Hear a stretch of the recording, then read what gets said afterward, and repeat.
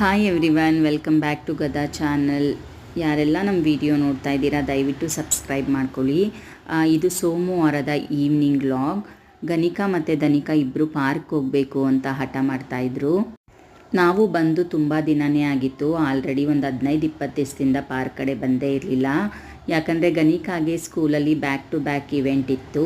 Fancy dress competition ಆದಮೇಲೆ 1 weak ಗ್ಯಾಪಲ್ಲಿ singing competition ಇಟ್ಬಿಟ್ರು.